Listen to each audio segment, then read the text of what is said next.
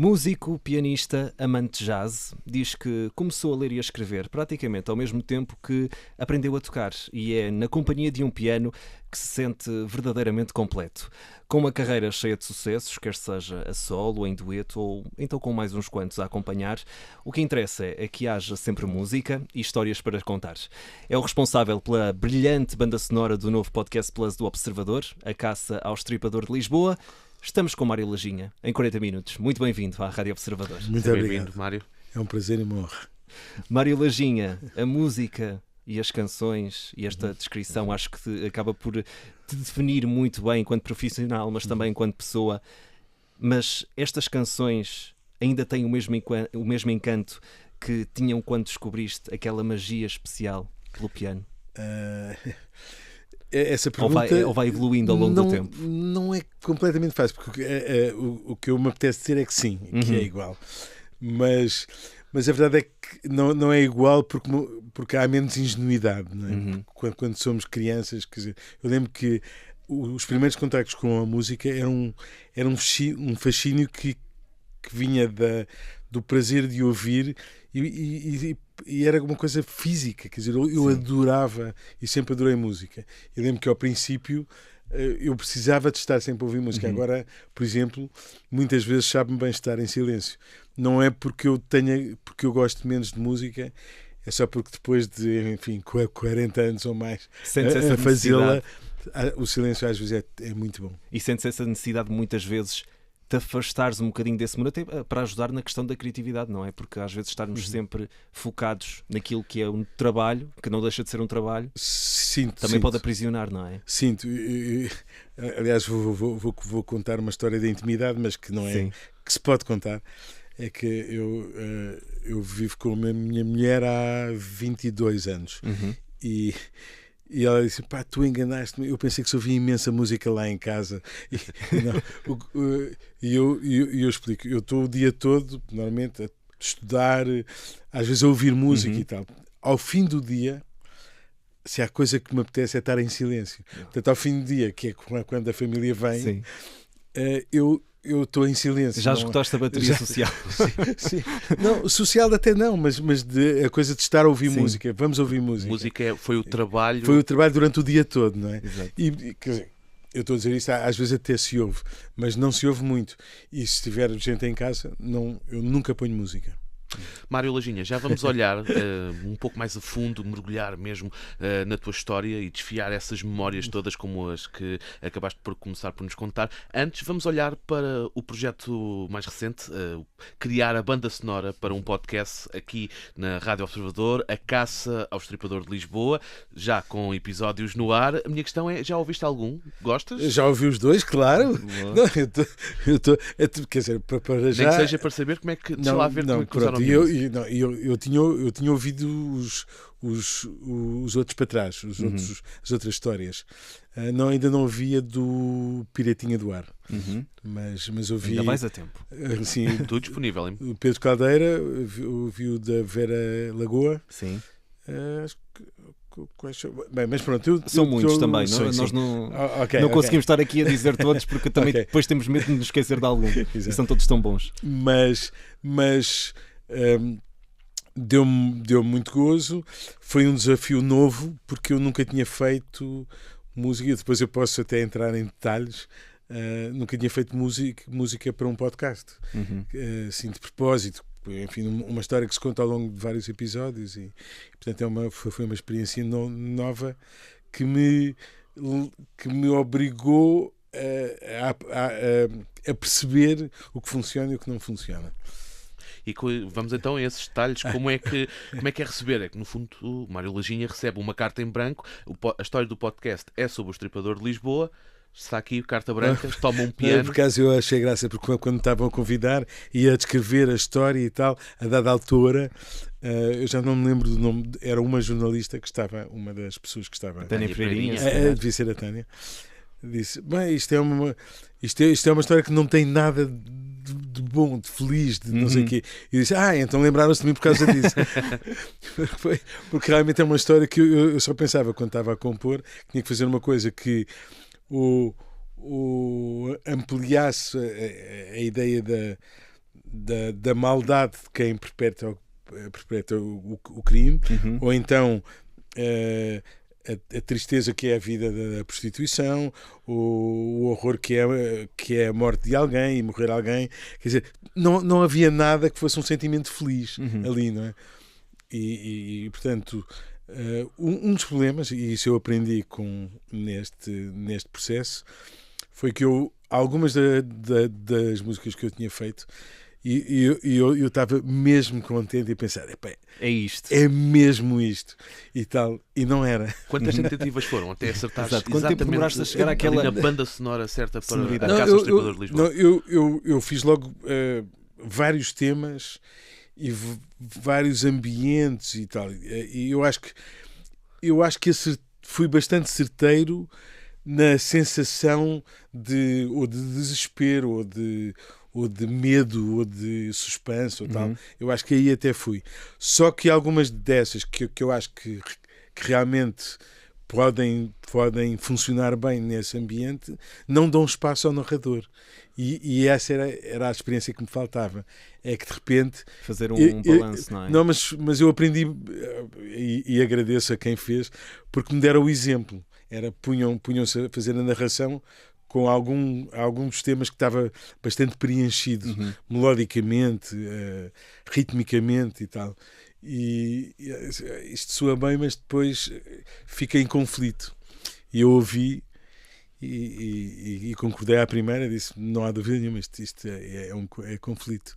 E portanto, o certo é que chegaste lá e... Sim, eu tinha feito lá pelo meio, tinha feito umas coisas com muito mais espaço, assim, uns acordes mais graves no piano, assim, bastante dramáticos, que me disseram, este funciona, só que aquele era um efeito, não era um tema que desse para era um efeito.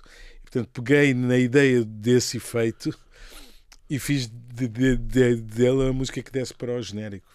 Muito basicamente. É tão bom perceber essa complexidade que é, porque para nós que ouvimos o resultado final pensamos, bem, se calhar isto não é assim tão difícil, mas depois percebemos no trabalho e no facto de teres de ser tão minucioso em algumas coisas e ter esse cuidado de fazer tudo encaixar, é de facto um trabalho incrível. É um trabalho fascinante.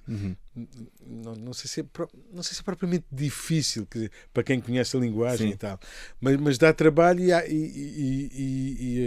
a questão é que nós próprios temos que encontrar o caminho, ninguém vai encontrar por nós. Sim. Portanto, vamos experimentando até de repente pensar, ok, isto funciona. E ficaste inteiramente 100% satisfeito a dizer, não, é exatamente isto. É que por vezes há quase que um síndrome, digamos assim, de obra incompleta, de é mesmo isto que eu quero, e depois podia ter trocado esta nota aqui por aquele acorde. Eu não sinto nada de obra incompleta em relação a este. Agora, quer dizer, se eu conseguia fazer melhor, eventualmente daqui sim, a uns meses vais ouvir. Sim, mas eu acho que funciona. Eu acho que funciona, e até agora, ou as pessoas estão a ser simpáticas, ou até agora até amigos mais próximos que costumam ser honestos e não têm medo de dizer ali a coisa não tem estado a dizer. Não, a minha própria mulher, quando ela acha que não, ela diz. E eu acho que isso é ótimo. A verdade, mesmo quando dói, sim, acho que é importante tê-la. O certo é que o podcast está a ser um sucesso, é o dos mais ouvidos em Portugal, a Caça ao Estripador de Lisboa. É sério? Banda sonora de Mário Lajinha, a incrível narração também da Inês Castelo Branco, foi aqui um casamento perfeito. Mas Mário, deixando aqui um bocadinho de lado agora o podcast, vamos às tuas origens, à tua infância e às memórias que guardas desse tempo, e algo que nós gostamos sempre de saber quando venho aqui e quando recebemos alguém no 40 Minutos é saber que tipo de criança é que tu eras. Se eras aquela criança que dava muito trabalho aos pais, se eras mais tranquilo. Não. Eu assim, resumidamente, eu acho que eu na escola era um copinho de leite. O que é que isso quer dizer? Um copinho de leite que era super bem comportado. Eu sou da época em que ainda havia as reguadas. Sim. E eu acho que comecei a ficar um pouco gago porque eu tinha pânico total de levar reguadas. Okay. E havia uma coisa que é, quer dizer, eu sou contra qualquer tipo de reguadas, mas Mas na altura não eram só por mau comportamento, era a partir dos 5 erros, que eu acho um absurdo do ponto de vista pedagógico, mas a verdade é que isto acontecia. Eu estava numa escola pública, não é? Em Belém, e acho que era acima dos 5 erros, levava-se uma reguada por erro. Portanto, 6 erros era uma reguada, 7, 2, etc, etc.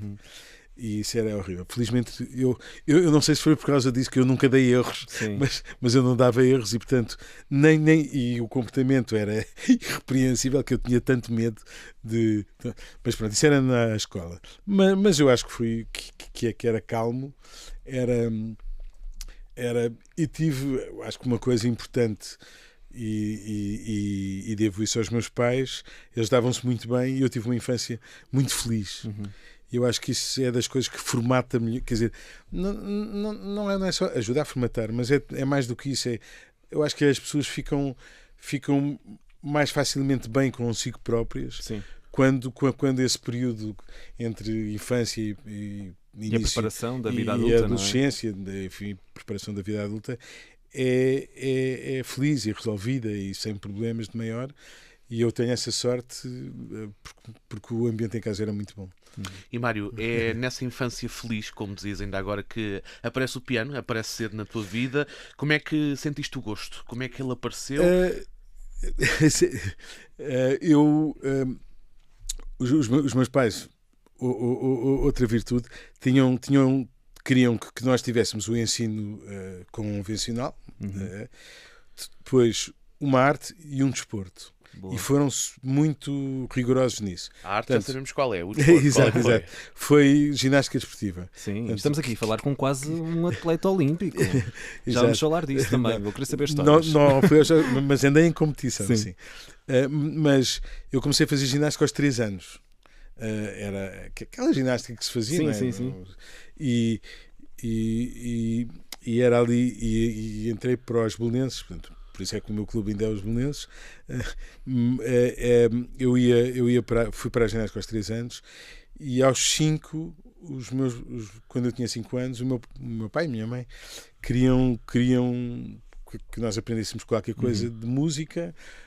Da parte do meu pai, nenhum dos meus pais era músico. Sim, mas havia essa preocupação de incluir. Sim, o pai do meu pai, que eu não conheci, morreu antes de eu nascer, tinha uma mercearia em Salvaterra de Magos, mas era o chefe da banda dos bombeiros de Salvaterra de Magos.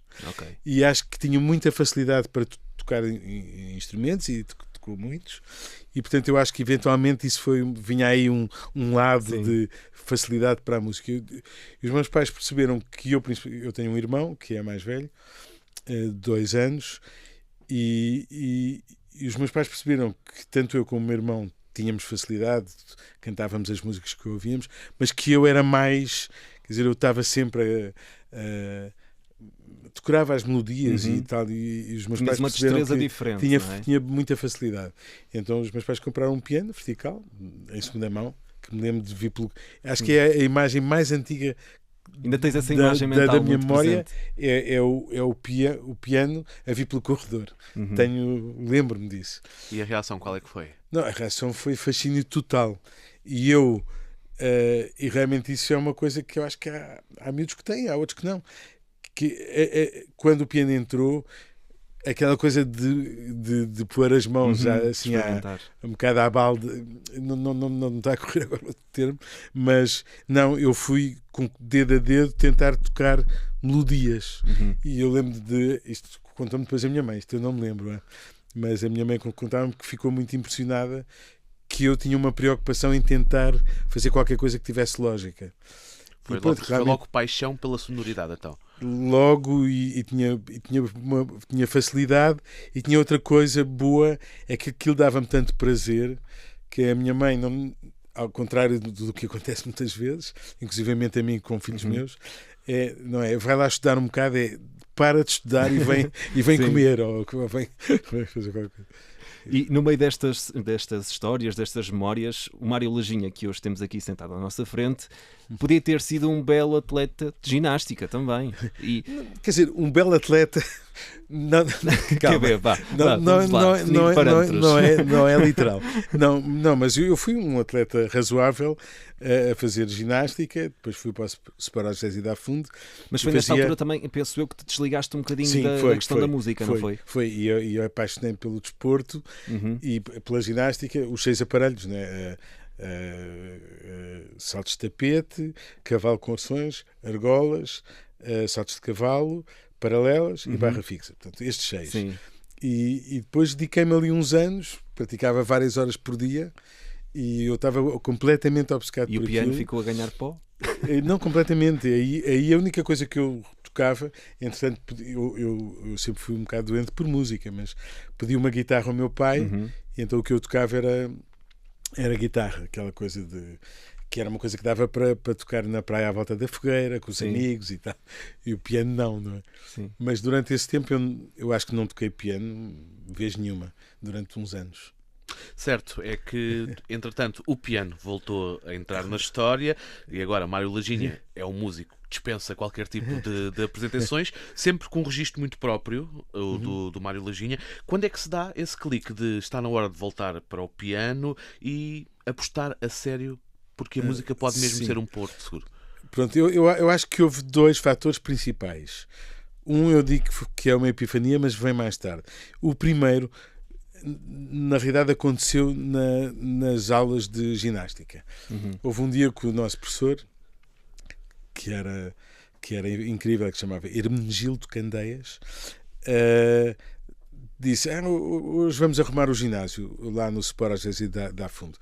Havia uns colchões encostados à parede, umas coisas, e então juntou-se, enfim, os atletas todos e andámos a arrumar. E debaixo de um colchão, lá no fundo do ginásio, era uma zona que tinha assim muitos colchões e trampolins velhos e coisas assim, apareceu um piano vertical muito velho e aquilo despertou ali alguma coisa. Mas eu explico porquê. Colegas meus começaram a tentar tocar temas e eu, assim, qualquer tema pop, assim, melodia que eu conhecesse, eu conseguia chegar ao piano e tocá-lo sem dificuldade. E eu lembro que eles ficaram tão espantados com a minha facilidade em tocar, deram um valor àquilo, olhavam para mim e diziam: mas como é que tu tocas assim? E nunca disseste, quer dizer, nós éramos amigos íntimos há 4 anos e eu nunca tinha dito que tocava piano. Nunca tinha surgido em conversa? Porque eu não ligava, quer dizer, isso para mim não era um assunto, eu não tinha vontade de tocar. E isso para mim era um passado. Houve uma época que eu tinha estudado piano, agora estudava outras coisas e eles sabiam se calhar que eu tocava uns acordes de guitarra, mas não sabiam que eu tocava muito melhor piano do que guitarra, não é? E aquilo, eu de repente pensei: será que eu devia dar algum valor ao facto de saber tocar piano? Ao facto de ter um talento, não é? Exato, será que se calhar devia. Mas pronto, e eu acho que depois disso, de vez em quando, mas ainda assim, tipo de 2 em 2 semanas, ia ao piano e tocava qualquer coisa.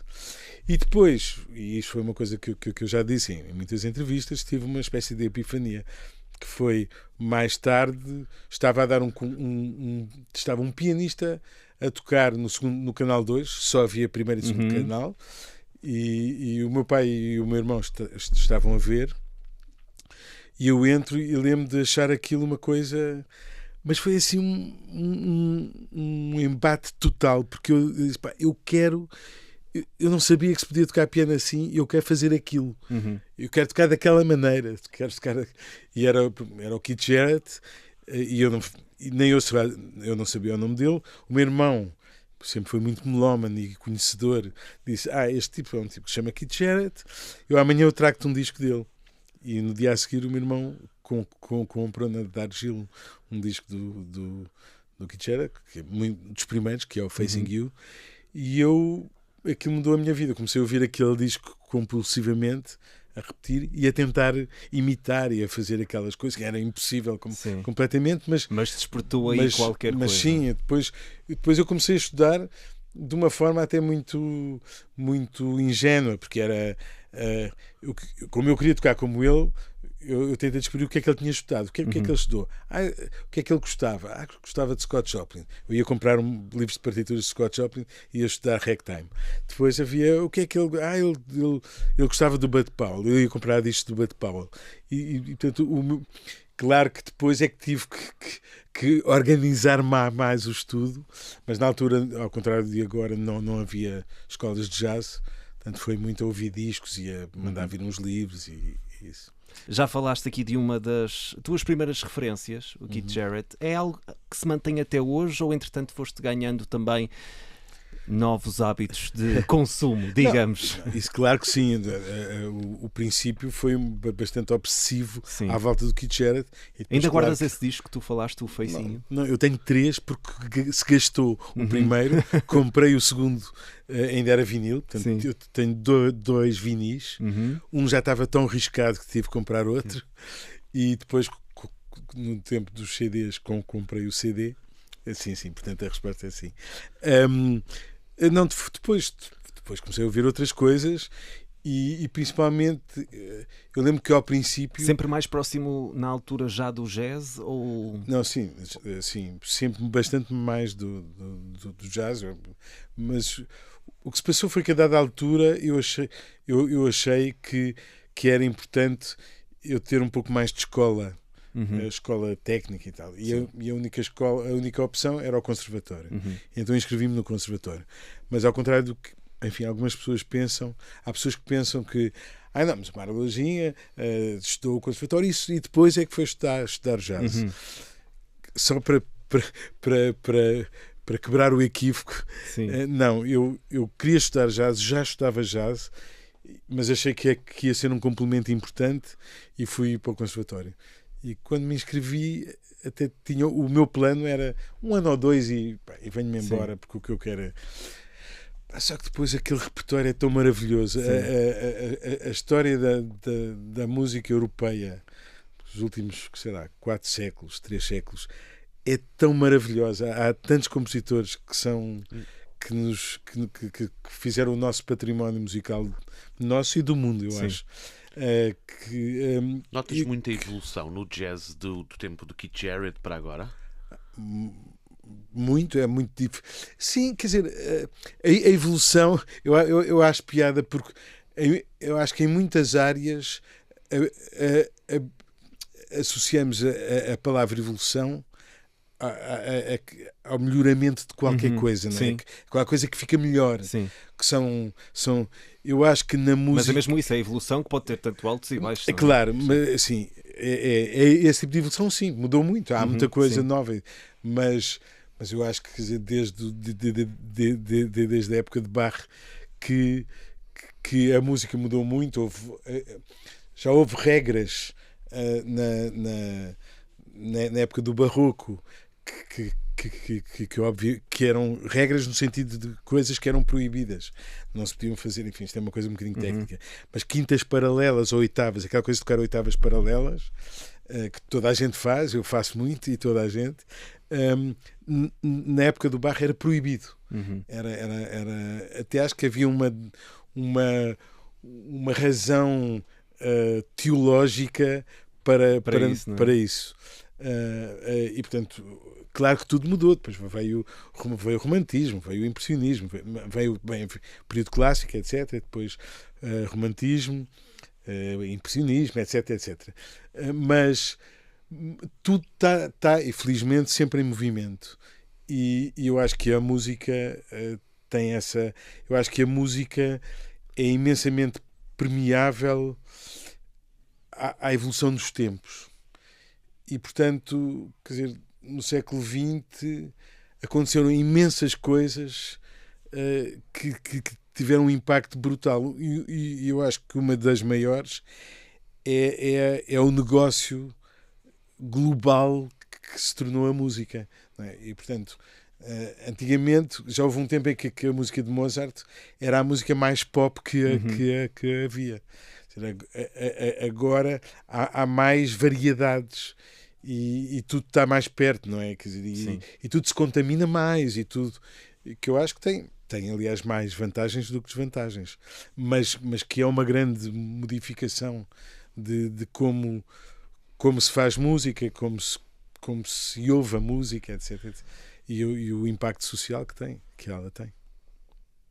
E entre aqui os vários géneros musicais que tu abordas e exploras, o jazz é aquele que sentes se calhar mais confortável, pela complexidade, por te manter mais fora de pé, ou há aqui outra...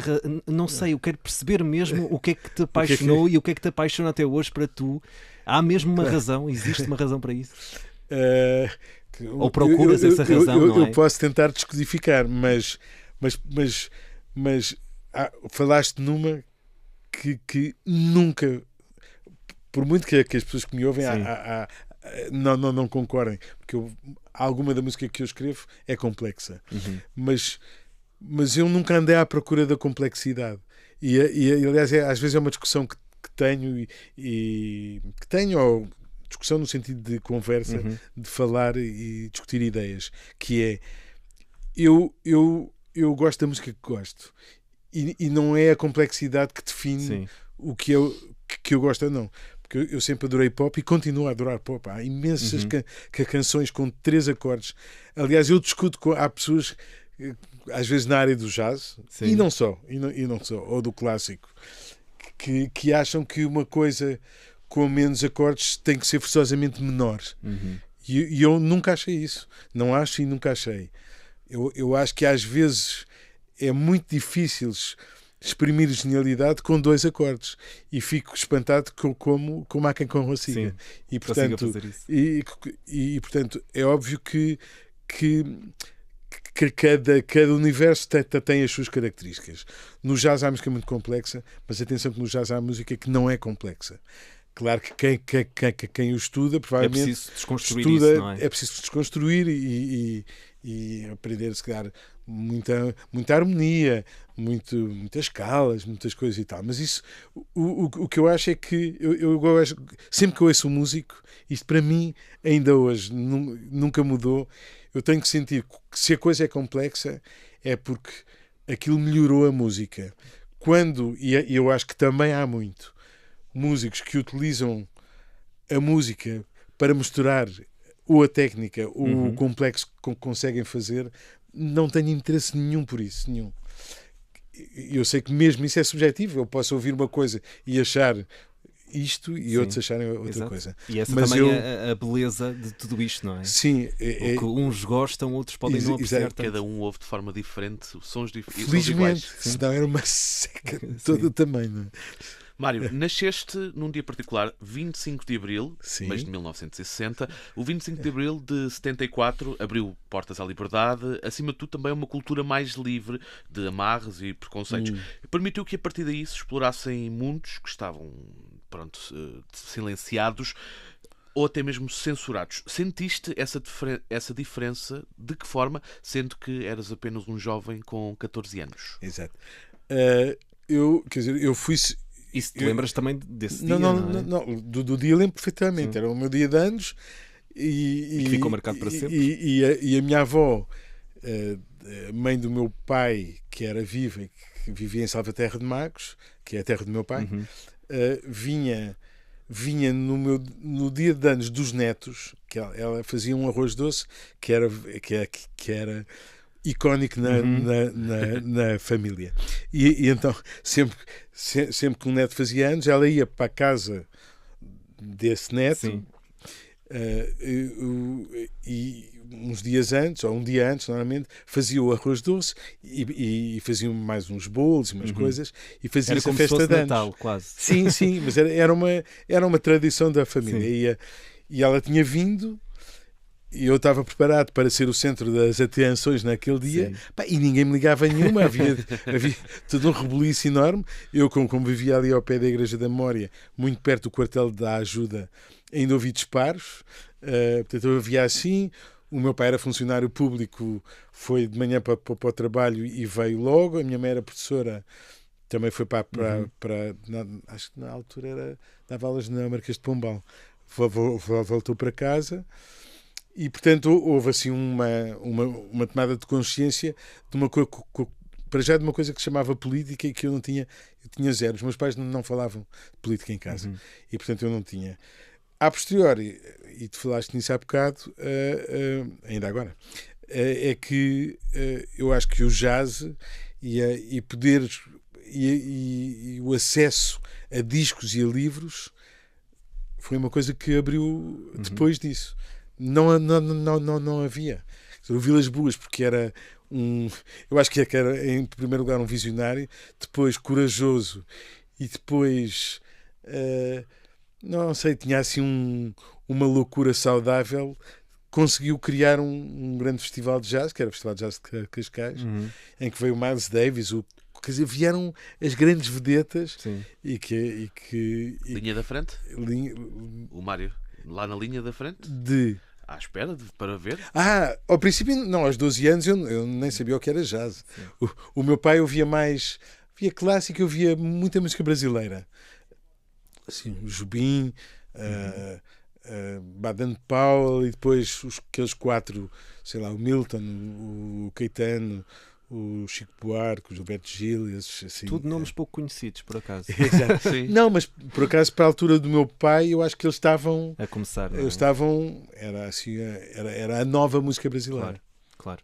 Olha, a solo, em dueto, a trio e muitas outras formas, tu consegues trabalhar e ser permeável ao ponto de ser bom a solo ou em qualquer outra forma. Tu próprio dizes que não existe uma forma ideal de trabalho e que gostas muito de ter este balanço, trabalhar a solo e depois trabalhar em grupo. O que é que cada uma destas fases, porque penso que seja uma questão de fases, te dá e o que é que te traz, não é? São coisas diferentes. Trabalhar a solo traz-te uma aptidão diferente do que em grupo quando estás com mais pessoas. Bem, a primeira diferença, eu acho que a razão para eu gostar de fazer isso maior é que a música não é igual. Quer dizer, mesmo sendo eu e sendo, se for na área do jazz, que às vezes até faço outras coisas, mas se for na área do jazz, tocar a solo não é igual a tocar em trio. Sim. Ou tocar em quarteto, ou em sexteto, ou com uma big band, ou o que seja, não é? Mas para além disso, eu gosto de estar com pessoas e gosto da ideia de partilha. E por exemplo, mesmo com o meu trio, enfim, com o Bernardo Moreira no contrabaixo e o Alexandre Frazão na bateria, eu escrevo a música, mas eles dão ideias. E eu nunca gosto de dar a música fechada e já hermética. Não faças assim. E eles dão ideias. E às vezes até pode surgir por acaso, não é? Não, claro. Na maioria das vezes, se calhar. E essa construção assim, que não é de uma pessoa, mas sim de várias, e troca de ideias, foi uma coisa que sempre me apaixonou. E portanto eu gosto muito de piano solo, mas começo a ter saudades de estar com alguém e de trocar ideias. Mesmo agora com o Pedro Mestre, quando tocámos, é sempre eu acho que se aprende sempre tanto quando se está a tocar com alguém. Eu não quero nunca deixar de fazer isso. E falando em em fases, uma boa parte da tua vida musical acaba por ser dedicada a um grande nome do jazz, a Maria João, em Portugal. Sim. O que é que ela te ensinou ao longo de tantos anos de partilha, de espetáculos, no fundo, de vida musical? Sim, eu acho que muitas coisas, mas se eu tivesse que eleger uma, é a coragem e a ausência de medo de arriscar. O fazer diferente. De fazer diferente. Eu acho que nunca tivemos, e eu acho que não vamos ter tão cedo alguém e por isso ela desperta paixões, mas também pessoas que não gostam nada e aquilo é uma loucura. Mas a verdade é que essa coragem que é absolutamente genuína nela e que eu acho que empurrou as fronteiras do jazz que se faz em Portugal, eu acho que mais do que muita gente pensa, porque às vezes andamos pelo mundo e a quantidade de gente que diz que a imita e que faz coisas porque ouviu os nossos discos, e os discos, há alguns em nosso nome, outros em nome dela, eu acho que é incrível. E isso foi uma... Eu acho que deixei de ter medo que não gostem. Quer dizer, eu não quero que não gostem, mas acho que, isso é uma grande frase. acho que todos queremos que gostem de nós e quer dizer, eu faço música, a primeira pessoa que eu tenho que agradar, para ser honesto, sou eu, não é? Mas depois disso, ok, aqui eu já fui honesto. Pá, agora se os outros gostassem era ótimo, não é?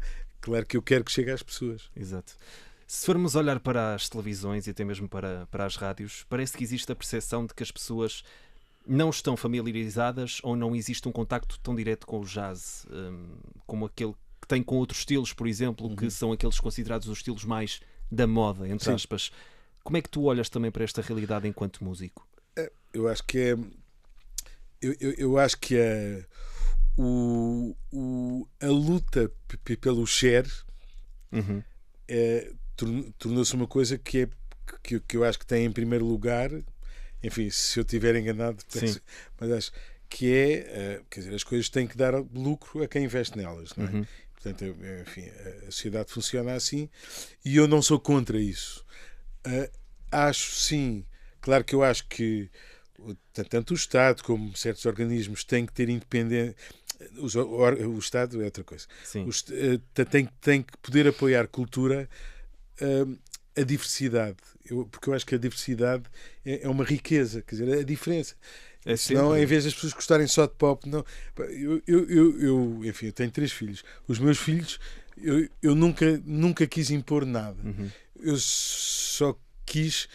A única coisa que eu lhes dizia é: por favor, não digam que não gostam de uma coisa que não conhecem. Primeiro conheçam. Esse é o maior erro. E depois digam, não, eu não gosto. O meu irmão, que é um grande melómano e que sabe imenso de música, não é um grande fã de jazz.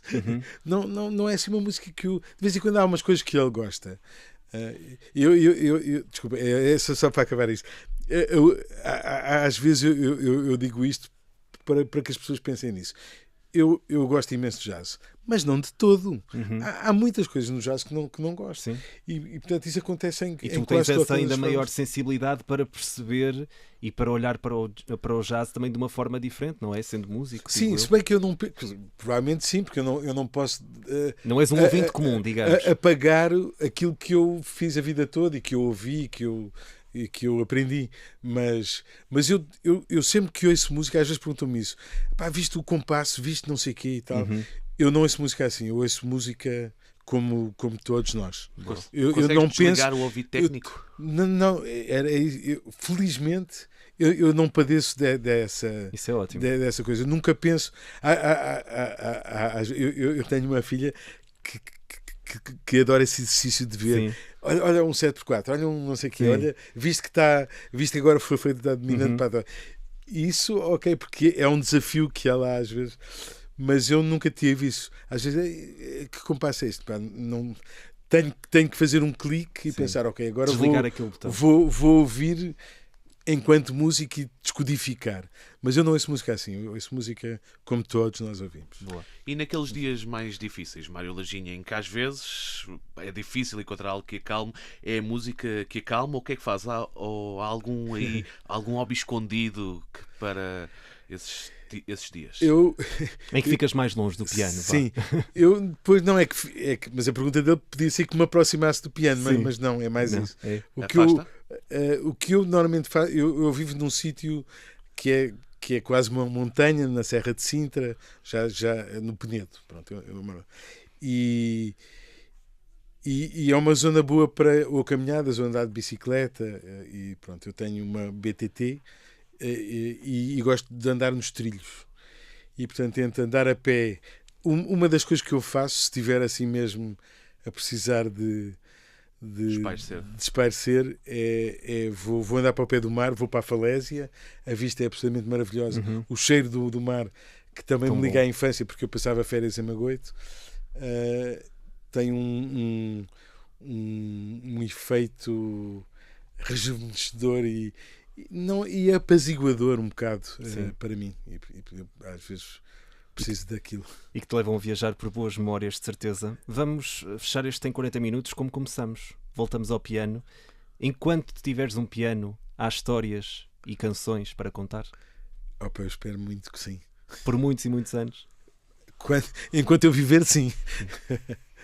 Muito bem. Mário Lajinha, Muito foi um obrigado. gosto receber-te aqui na Gosto Rádio enorme. Observador. Foi um prazer estar. Fazemos o apelo aos nossos ouvintes para que ouçam o novo podcast Plus do Observador, A Caça ao Estripador de Lisboa, banda sonora de Mário Lajinha, que está incrível e que depois casa muito bem com a narração da Inês Castelo Branco.